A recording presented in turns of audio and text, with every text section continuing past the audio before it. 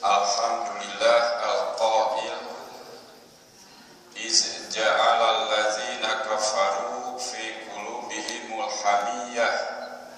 hamiyatal jahiliyah fa anzalallaha sakinatah ala rasulihi wa alal mu'minina wa alzamahum kalimatat taqwa wa kanu ahaqqa biha wa ahlaha wa kana Allah bikulli syai'in alima. Shadaqallahu azim. Asyhadu an la ilaha illallah wahdahu la syarikalah wa asyhadu anna Muhammadan abduhu wa rasuluh allazi la nabiyya ba'dah. Shalatan wassalaman ala nabiyil karim Muhammadin wa ala alihi wa ashabihi faman tabi'ahum bi ihsani ila yaumiddin. Amma ba'd, jemaah subuh yang berbahagia.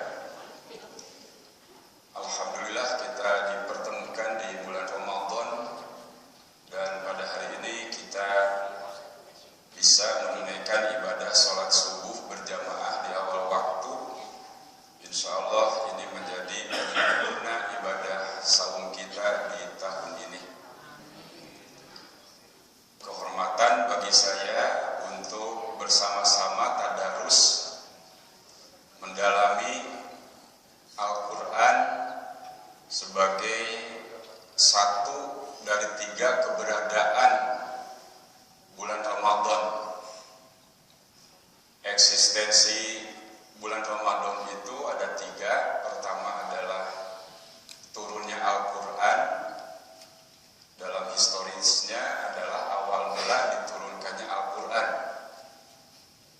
Bukan berarti bahwa setiap bulan Ramadan turun Al-Quran, gitu. Tapi awal mula Al-Quran turun bulan Ramadan. Ketika Al-Quran sudah tuntas diturunkan oleh Allah kepada Rasulullah Muhammad SAW, maka Rasulullah membiasakan untuk bercengkrama dengan Al-Quran. Karena itulah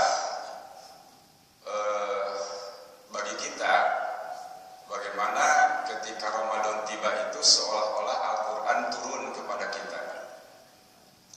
Kemudian yang kedua, keberadaan bulan Ramadan itu adalah disyariatkannya puasa.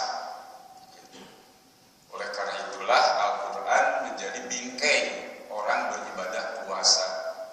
Ketika orang beribadah puasa tidak dibingkai oleh Al-Quran, maka puasanya kata Nabi jadi lagho, sia-sia, yang dia dapatkan hanya lapar dan haus. Nah, kemudian yang ketiga, karena bulan Ramadan diturunkannya Al-Quran, kemudian puasa harus dibingkai dengan Al-Quran, maka konsekuensinya yang ketiga, keberadaan bulan Ramadan itu adalah banyak mengagungkan Allah. Nah, itulah alasannya mengapa kemudian muncul kalimat marhaban ya Ramadan. Tidak marhaban ya saum, tidak marhaban ya siam, tapi marhaban ya Ramadan. Itu. Namun kata Allah, walakinna aksarnas la ya'lamun, kebanyakan manusia tidak tahu tentang itu. Termasuk orang-orang yang puasa itu. Kita mudah-mudahan termasuk orang-orang yang tahu. Nah, salah satu yang sering dibicarakan di bulan Ramadan itu adalah bicara soal takwa.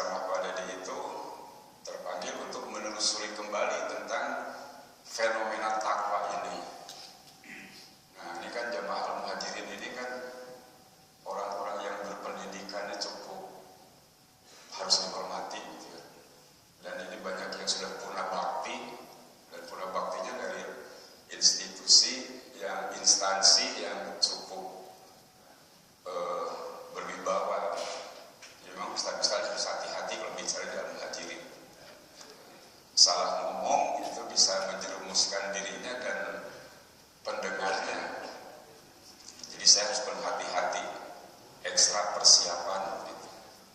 Apalagi usianya ini kan di bawah, di atas, rata-rata di atas usia mubalik ini, kecuali Pak Udin yang paling tua dan Pak Bahru. Jadi harus ya harus hati-hati ya. Jadi mubalik ini kan harus pandai-pandai mengantarkan bapak-bapak yang sudah tua-tua ini, yang memang tidak lama lagi ya, tidak lama lagi, terserahlah lamanya apa, nggak tahu saya. Jadi ibu bapak, ternyata itu karena Al-Quran ini firman-firman Allah itu, Al-Quran yang kita biasa pegang itu kan mushaf Al-Quran. Jadi bukan Al-Quran itu, tapi mushaf Al-Quran. Nah, mushaf Al-Quran itu berisi firman-firman Allah. Nah, karena itulah budaya khataman, budaya tadarus itu pintu masuk yang baik ketika kita merasakan nikmatnya Al-Quran. Karena itu misalkan ibu bapak, biasanya ibu-ibu itu udah jentai sampai 2 juz gitu ya. Nah, itu biasanya bila ada tadarusan, itu khataman, itu ada pemandunya. Ada pemandunya, maka kewajiban pemandu begitu, bila misalkan saja hari itu 2 juz yang dibaca, itu baiknya mintakan kepada Allah mana ayat Al-Quran yang pantas untuk menyentuh ibu atau bapak di hari itu. Begitu, mintakan itu kepada Allah. Sebab kalau tidak begitu jadi hampa gitu. Jadi nanti pemandu itu sebaiknya misalkan saja mau dibaca 2 juz hari ini, juz apa terdapat pada surat juz berapa, di situ ada surat apa saja, ambillah misalkan 2 ayat oleh pemandu yang dipandang itu 2 ayat yang cukup urgen atau relevan dengan permasalahan kehidupan gitu. Singkat saja, nggak usah kan pemandu biasanya juga pemandu khataman itu bukan baligot profesional atau balik profesional, jadi hanya membaca terjemahnya saja begitu. Nah, nanti si yang khataman atau tadarusan itu ada sentuhan tersendiri. 10 orang yang tadarus itu pun bisa ayat yang berbeda yang menyentuhnya. Kenapa? Karena itu pilihan Allah untuk orang itu. Nah, kemudian firman Allah ini karena turun kepada Nabi Muhammad, maka kemudian disebutlah Al-Quran ini berbahasa Arab. Karena itu di Al-Quran ada kata-kata yang sudah dikenal oleh masyarakat Arab begitu, seperti kata takwa. Jadi kata takwa itu sebelum Islam turun kepada Nabi, sebelum tuntas Al-Quran diturunkan kepada Nabi, itu orang-orang Arab sudah mengenal kata takwa. Namun tidak ada hubungannya dengan etika, tidak ada hubungannya dengan akhlak begitu. Nah, ini kemudian oleh Allah diangkat melalui firman-firman Allah kepada Nabi, maka kemudian begitu masuk pada Al-Quran, maka takwa ini bukan lagi seperti yang dipahami oleh orang-orang Arab pada umumnya. Tetapi pada hakikatnya kata kuncinya tidak hilang begitu. Tidak hilang kata takwa itu dalam kata kuncinya. Nah, kata kuncinya itu kan dari kata wakoya gitu. Wakoya itu artinya berjaga gitu. Berjaga. Nah, kesananya nanti dalam semantiknya bisa kemudian melindungi gitu. Bisa berarti memelihara, bisa berarti waspada gitu. Bisa berarti hati-hati. Itu dari konteks semantiknya, dari bahasanya. Pak Badrun ya, mohon maaf Pak Badrun, saya agak ngambil hak Pak Badrun, bukan mengambil tapi ya menghormati jadinya kan itu ya. Dari konteks semantiknya itu begitu. Nah, dari semantik inilah yang kemudian nanti akhirnya dari bahasa kemudian diberi pengertian secara etimologis, secara bahasa. Nah, maka tadi artinya takwa itu dalam konteks bahasa bisa berarti waspada, hati-hati, memelihara diri, begitu. Melindungi diri itu sesuai dengan siapul kalamnya, tergantung kalimat sebelum dan sesudahnya, kemana takwa mau diberi makna. Tapi kemudian yang kedua, secara terminologis, kata takwa itu secara terminologis itu kemudian secara aksiomatik, artinya dia menjadi kebenaran mutlak. Gitu. Takwa ini menjadi kebenaran mutlak yang diterima oleh setiap manusia. Itu. Makanya kemudian kata takwa ini menjadi potensi yang ada di dalam diri manusia. Maka ibu bapak dalam berjamaah sering mengikuti imam yang membacakan surat Asy-Syam, surat Asy-Syamsi, surat ke-91. Di situ ada berbunyi wa nafsi wa masawaha fa'alhamaha fujuraha wa taqwaha. Begitu. Jadi bahwa kita ini ternyata diri kita ini, nafs kita ini itu oleh Allah diciptakan dalam kondisi yang sempurna. Nah, sehingga karena kesempurnaannya itu sangat memungkinkan diri kita ini diilhami oleh yang namanya fujur dan diilhami oleh yang namanya takwa. Begitu.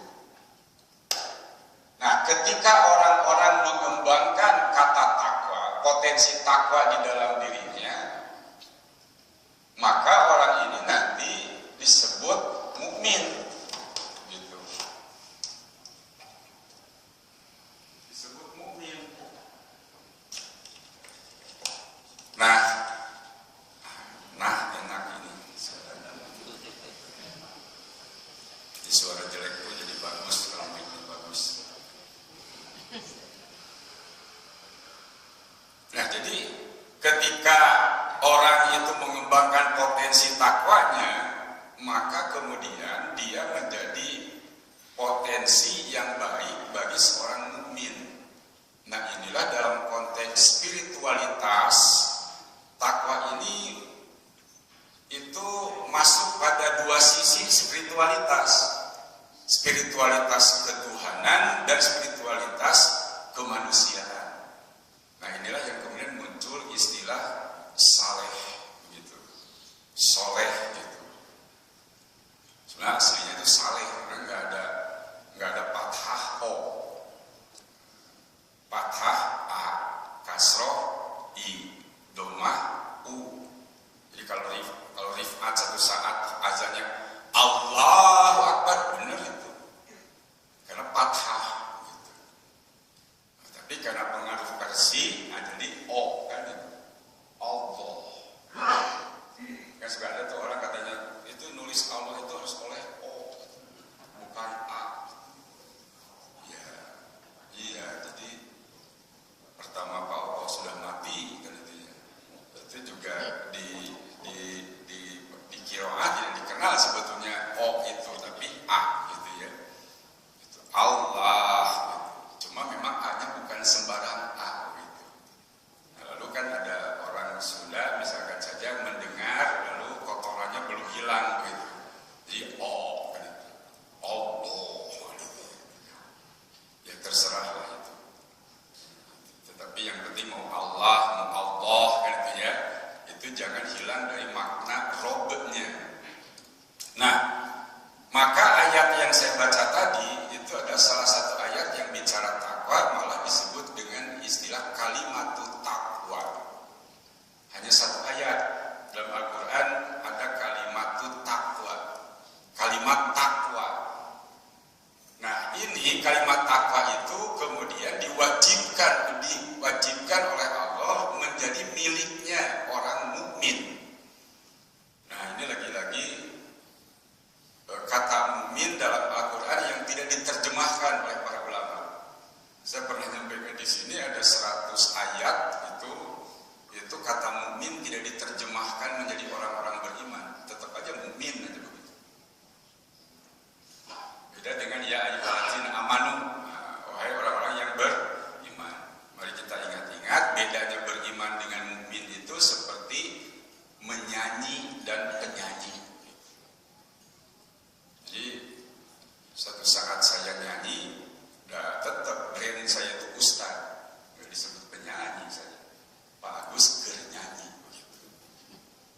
kadang-kadang. Tapi ketika misalkan saja siapa Raisa atau Afgan, saya sebut Raisa dan Afgan yang lagu-lagunya saya resep itu menyanyi, ya dia menyanyi karena memang pekerjaannya nyanyi. Jadi bedanya orang beriman itu bisa kadang-kadang berimannya, tapi seorang mukmin itu sudah iman, itu sudah koridor hidupnya gitu. Jadi bila bapak ibu beriman, ya itu bisa kadang-kadang. Tetapi begitu ibu bapak itu mukmin, itu sudah koridornya itu iman. Apapun yang dilakukan oleh ibu dan bapak, oleh saya, itu sepanjang koridornya adalah iman, nah itu kita mukmin. Nah, ukurnya bagaimana? Ukurnya apakah kita ini mukmin atau beriman pada waktu itu? Nah, ketika kita mukmin itu, di situ sudah bismillah, fillah, dan lillah. Gitu. Nah, maka takwa ketika sudah dilegalkan menjadi firman Allah, begitu, maka takwa ini itu merambah kepada berbagai macam hal. Yang paling menarik adalah ketika kita membaca surat Ali Imran ayat 134 sampai 136. Nah, itu sudah menjadi etika, takwa sudah menjadi etika. Berjaga-jaga di harta, begitu kan? Berjaga-jaga di diri, nah gitu. Malah yang pertama itu berjaga-jaga di dalam harta kan, allazina yunfikuna fis-sarra'i wad-dharra. Nah, di bulan Ramadan itu kita total berjaga-jaga di harta. Bayangkan saja ketika mau masuk Ramadan itu ibu-ibu sudah mulai pilih menu. Kan itu kan? Itu supaya sehat itu. Supaya sehat. Lalu ya supaya pantas menu yang diolah itu menjadi makanan, maka anak-anak pun disuruh kuramas dulu. Itu bagus, itu kecerdasan personal.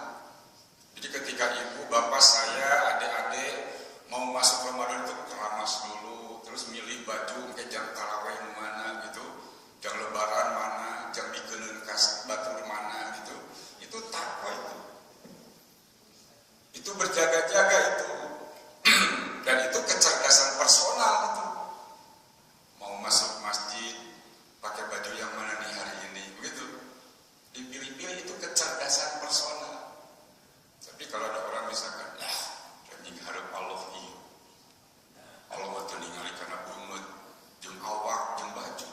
Beli tingali teh hate saneunana we gitu. Tuh mandi, baju saneunana begitu. Saya teh geus ningalikeun, geus gorengna hate teh kitu teh. Satu saat kan saya sholat di rumah tuh, istri saya bilang, kan gini-gini juga sudah disebut Ustaz, punya jangan tarik sholat pakai baju kaos kurung. Ustaz ya suka yang bangunan. Saya bilang kalau mau maling halikan mau dipakai, ngerti besi hati. Istri saya bilang lagi, mau jaga hati Ustaz saya mau pakai baju gitu. Ya balik dulu ya, saya ke kamar gantilah baju. Nah mulai begitu. Jadi mau pakai yang terbaik itu adalah kecerdasan personal. Itu ada ayatnya kan, khuzu zinatakum inda kulli masjidin. Tapi biasanya mah lupa necis di al-masjid mah pabahrun.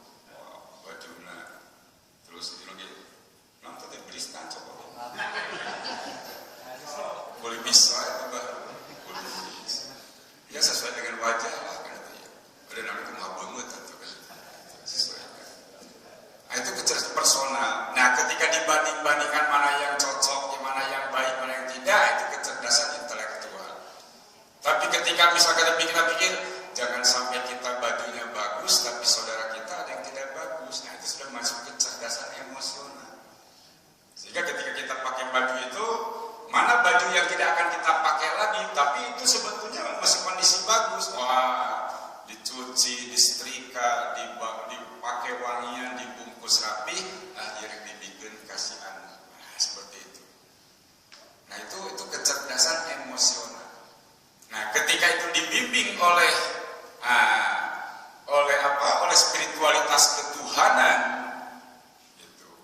namanya sudah bismillah, sudah filah, sudah lillah. Nah kalau sudah seperti ini, maka takwa menjadi pembentuk karakter utama. Nah, jadi berarti takwa ini bukan hal yang main-main. Jadi ada 4 pembentuk karakter pribadi utama, yaitu iman, Islam, ihsan, takwa. Nah, jadi takwa posisinya jadi pembentuk karakter pribadi utama. Nah, jadi ketika kata takwa ditempelkan kepada syariat puasa, la'allakum tattaqun, nah itu, maka selama puasa itu takwa itu hendaknya melekat. Nah, ketika orang selama Ramadannya itu takwanya itu melekat, maka pasca Ramadan begitu dia benar-benar menjadi muttaqin. Nah, itu. Jadi kalau begitu, ketika mau dijadikan tujuan, maka tujuannya itu puasa itu membentuk pribadi muttaqin. Ya, pemuttaqinnya sudah ada. Itu ya, pemuttaqinnya sudah ada di RT 4. Oh, RT 4 mah tuh kudu jadi masyarakat dicontoh. Udah ya muttaqin. Terus diaminan ku Pak Amin. Nah, ya, gitu ya. Maka Pak Diono sudah purna bakti balik dari mereka di embung cicing di kampung halaman. Saya sudah punya itu mau tanya di mana kan gitu ya. Nonton nyusakeun batur ya. Terus mau dia minta dikuburkeun di ditu. Jadi orang takwa itu lamun ngondang bade hajat ya teh tengah dikuburkeun batu. Jadi lamun hajat teh cari posisi yang orang yang itu mudah menjangkaunya. Rek hajat wae kitu, ngomong ke mun mau. Mau dia belah kubur, batu belah nguburkeun teh pas. Mantan sekretaris. Jadi ngondang wae mun hajat teh belah dikuburkeun batu. Komo lamun nya ulah jauh teuing, kunaon orang babaira. Maka dihitung kalau baheula mah kan itu poe naon tanggal sabaraha. Ayeuna mah nantungkeun teh lain hitungan, tapi gedong. Nah, jadi ini perlu berjaga-jaga. Di harta itu harus berjaga-jaga. Sebab apa tadi? Besok lusa mungkin dunia itu lebih dulu meninggalkan kita atau kita lebih dulu meninggalkan dunia, kan gitu ya. Itu gimana berjaga-jaganya? Segera kembalikan kepada Allah. Jadi terbiasa itu mengembalikan titipan-titipan Allah itu. Nah, maka orang-orang karena Rasulullah itu awalnya itu mengapa jadi sakinah, menjadi tentram, itu karena Allah telah menetapkan kalimat takwa. Dan orang-orang yang mengikuti Rasul itu kemudian diwajibkan untuk memiliki kalimat takwa itu. Nah, itulah sebabnya kenapa waktu kita kecil itu oleh guru kita sudah dibiasakan cing seueur ngucapkeun subhanallah, cing seueur ngucapkeun Allahu akbar, cing seueur ngucapkeun alhamdulillah, kan itu cek guru teh baheula teh eta teh ngabiasakeun kalimat takwa yang kemudian disebut kalimat thayyibah. Cuma kalau sudah usia begini bukan soal seueur henteu ngucapkeun kalimat-kalimat thayyibah, tapi menikmati kalimat thayyibah itu. Ya, misalkan ibu bapak saya itu merasakan sesuatu anugerah, nah gitu. Lalu keluar dari bibir itu Allahu Akbar atau Subhanallah atau Alhamdulillah. Walaupun tidak banyak diucapkannya, tetapi banyak kebajikan yang kita dapatkan, itulah khair. Wa antasumu khairul lakum in kuntum ta'lamun. Jadi menggunakan kata khair itu. Jadi khair itu kebajikan yang universal. Nah, bagaimana ketika kita puasa, ketika kita di bulan Ramadan itu diliputi oleh khair. Kebajikan demi kebajikan. Nah, disitulah menikmatinya tasbih. Sampai kata Allah, tersungkur muka mereka bersujud sambil bertasbih, berlinang air mata mereka. tidak banyak tasbih yang keluar dari bibirnya. Tetapi kebajikan